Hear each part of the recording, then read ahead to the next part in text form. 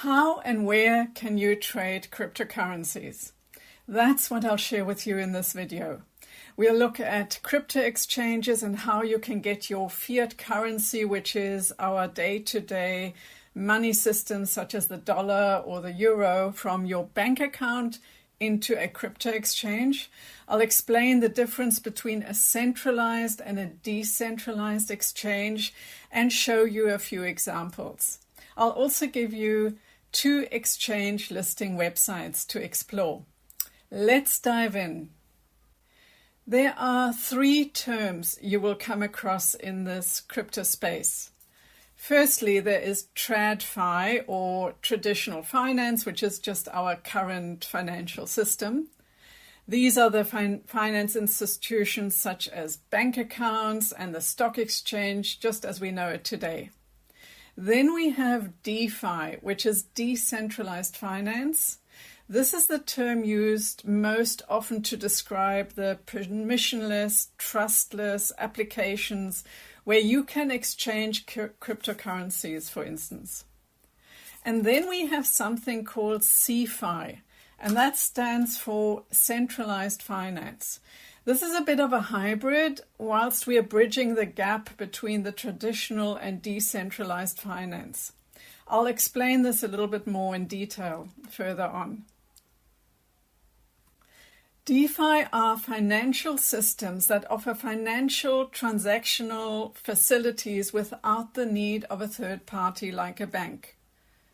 They are based on the distributed ledger technology, on the public and permissionless blockchain networks to record all transactions. They use smart contracts with predetermined terms and rules to run with little or no human oversight. They offer financial services that we currently have in the traditional finance, such as trading, lending, and earning of interest. And the transactions are collateralized by stable coins and other crypto assets, usually with a 1-to-1 ratio. DeFi platforms also provide a decentralized governance structure by issuing governance tokens. The whole user base is responsible for the functioning of the application. In June of 2024, the total value of assets locked, or TVL, in DeFi coins stood at $109 billion. Let's look at some DeFi applications. We have lending, where you can earn interest, staking, where you earn interest by helping to mine coins, borrowing, where you borrow against 50 to 75% of your crypto assets.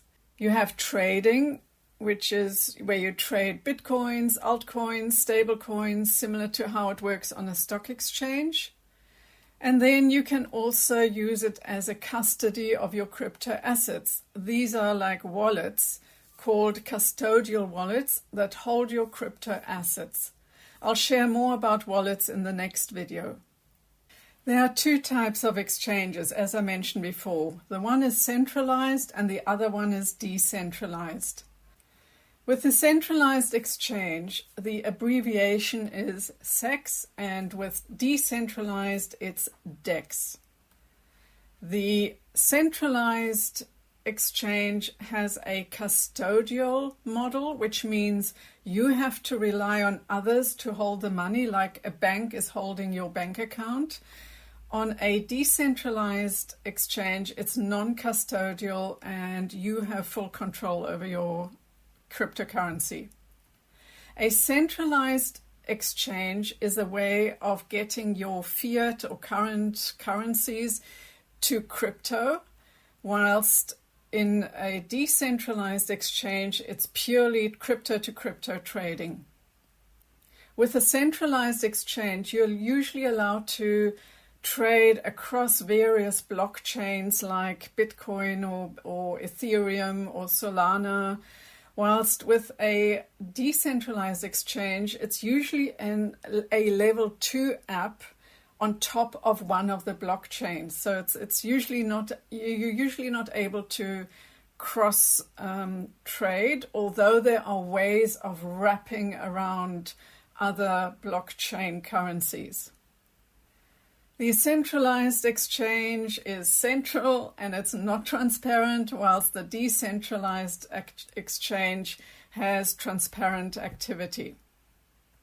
With the centralized exchange, you need to do know your customer registration and anti-money laundering verification, similar to when you open up a bank account. With the decentralized exchange, no personal information is required. Usually there's fund recovery against hackers on a centralized exchange, whilst on a decentralized exchange, this is often not the case. The centralized exchanges are more regulated, whilst there's no regulation on a decentralized exchange, where you don't even know who's behind it. You buy cryptocurrencies via bank transfers, which works for the major currencies like euro and dollars, US dollars, or via debit and credit cards, which work for most currencies. But these incur the 3 to 4% credit card fees. Just be aware of that. You can then trade cryptocurrencies on a centralized exchange, and you can then sell the crypto assets and move the money back into your normal bank account registered in your name. Now, this doesn't work for all currencies, and not all banks actually work with that. So do your own research before purchasing any cryptocurrencies. With the decentralized exchange, the exchange is run via a governance and voting process and is open source. And all you need to do is connect your wallet and you can start trading. So let's look at how this whole process works. Imagine you are the yellow smiley face, and in front of you, you have these 3 boxes. One is the traditional bank, which is TradFi. That's where you hold your bank account. Then you have a centralized exchange, CeFi, where you buy, send, sell, and swap cryptocurrencies. And finally, we have the decentralized exchange, or DeFi, where you can send and swap cryptocurrencies. So this is how it works. You have to do know your customer authentication with both the traditional bank and also with an exchange, a centralized exchange. With the traditional bank, you have a bank account and you have a credit card and all your normal banking facilities.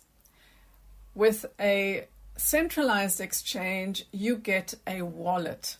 And it's a custodial wallet. It means that the centralized exchange has control over the wallet, similar to a bank. So it's very similar to how the bank has control over your bank account. You also can open up a non-custodial wallet, and I'll go into that in the next video. But a non-custodial wallet is a wallet that is purely yours, and all you need for that is your email address and a password. But I'll get into that in the next video. Using your bank account and credit cards, you can buy cryptocurrencies and they are stored in your custodial wallet. And that's done by a normal bank transfer, or similar to how you pay for goods on Amazon with your credit card. You can also buy cryptocurrency into your non-custodial wallet. Now, usually those non-custodial wallets are not necessarily across all blockchains, although, as I mentioned earlier, nowadays there are mechanisms to wrap to wrap something around a different blockchain's coins. So for instance, when you go to MetaMask, and MetaMask is actually a layer 2 application on the Ethereum network, you can still buy Bitcoin via that wrapped service. Now you can, with your custodial wallet, send and swap on any exchange, or you can also sell your cryptocurrency back into your bank account, and most probably not credit card, but into your bank account. Now with your non-custodial wallet, you can connect that wallet to a decentralized exchange. And once it's connected, there's no verification required. You can start sending and swapping cryptocurrencies as much as you like. There are two main exchange listing platforms, CoinGecko and CoinMarketCap. I'll give you a slide of what CoinGecko looks like. What it is it shows the top 100 cryptocurrencies by price in this moment, what the value, the fluctuation was in the last hour, the last 24 hours, and the last 7 days. It shows you the volume traded in the last day and also what the market cap is at this moment. You can also see the charts and other information, but I want you to take a look at the third cryptocurrency you can see here. That's actually a stable coin called Tether, and you can see it's the value is $1. Further down, number 6, you see USDC, and the value is $0.9999. And it's constantly moving up and down, and staying around the $1 mark. If you like this video, please hit the like button so that others just like you can find it. Thanks for that. I'll now show you a few centralized exchanges.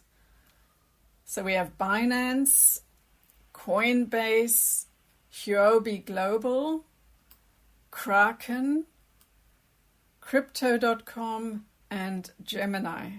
Something went a bit odd with the automation, but I'm sure you got it. So these are the top 6 crypto centralized exchanges currently in mid 2024. Of these, I would suggest that Coinbase and Kraken are the most reputable. They're both located in the US, and they both proactively put in a lot of regulatory processes in place to ensure that everything is above board. Here is an overview of Coinbase. I'm just going to give you one of them, just so that you know. So it is a centralized exchange. It is well known and regulated. It can be used on both your desktop and with a mobile app. It's intuitive and easy to use. Like all centralized exchanges, it requires KYC, which is Know Your Customer verification. It also offers a learn and earn feature. Now there's a little star. This feature is not available in every country, but what it helps you do is you can learn about all kinds of token, and then whilst you do a quiz, you can earn those a few dollars of that. And it's a way to get started without actually having to invest anything. Now, I have read that the Coinbase fees when you trade are a bit on the higher side. Let's look at some decentralized exchanges by trading volume as of July 2024. And I see my automation has gone a bit haywire again. So we have Sin Futures, Uniswap, Radium, Kine Protocol, DYDX, and Orca. And I'm really sorry about this weird way of how the automation worked, but you get the point. I don't know much about this. I haven't personally used a lot of decentralized exchanges, mainly because I don't quite trust them. So you do your own research and you decide for yourself. As I mentioned before, there are about 150 crypto exchanges. 75% of total known hacks are DeFi related. Regulations vary from country to country. Regulations change often and cause uncertainty.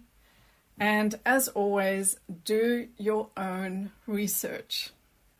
In this video, we looked at DeFi, CeFi, and how you can buy, sell, and trade crypto. It's a vast topic and there are so many exchanges to choose from, as I mentioned before. I suggest you browse around the exchange listing platforms like CoinMarketCap or CoinGecko and set up an account on one of the centralized exchanges like Kraken or Coinbase to get started. To pay for goods and services within the crypto landscape, you will need a crypto wallet. And to explain all the ins and outs and how they work, watch the next video in this series, and I'll see you then.